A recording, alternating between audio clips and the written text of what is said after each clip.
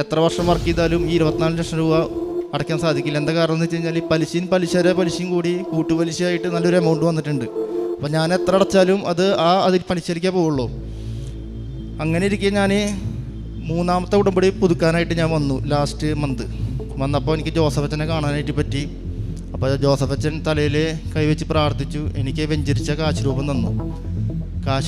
അച്ഛൻ്റെ അടുത്ത് പറഞ്ഞു, ഇത് വീടിൻ്റെ അവിടെ കുഴിച്ചിടാം, എന്നിട്ട് ഉപ്പ് വിതറി വിശ്വാസ പ്രമാണം ചെല്ലാം. വേറെ ഒന്നും പറഞ്ഞില്ല. അപ്പോൾ ബാക്കിയുള്ളവരോടൊക്കെ എന്തൊക്കെ പറയുന്നുണ്ട്, അവർക്കൊരു അടയാളങ്ങൾ കൊടുക്കുന്നുണ്ട്. എൻ്റെ അടുത്തൊന്നും പറഞ്ഞില്ല, ഇത് മാത്രമേ പറഞ്ഞുള്ളൂ. അങ്ങനെ ഞാൻ വീട്ടിൽ പോയി, ഞാൻ അമ്മയും കൂടിയിട്ട് ഇത് ചെയ്തു. അവിടുന്ന് 2 ദിവസം കഴിഞ്ഞപ്പോൾ എനിക്കൊരു വ്യക്തി സാമ്പത്തികമായി സഹായിക്കാമെന്ന് പറഞ്ഞു. അപ്പോൾ അവർ പറഞ്ഞ എൻ്റെ അടുത്ത് ബാങ്കിൽ പോയി സെറ്റിൽമെൻറ്റ് സംസാരിക്കാൻ പറഞ്ഞു. അപ്പോൾ 24 ലക്ഷം ഉള്ളിടത്ത് ബാങ്കുകാർ എനിക്കത് 20,89,000 രൂപ, അതായത് റൗണ്ട് ഓഫ് ചെയ്യുകയാണെങ്കിൽ 21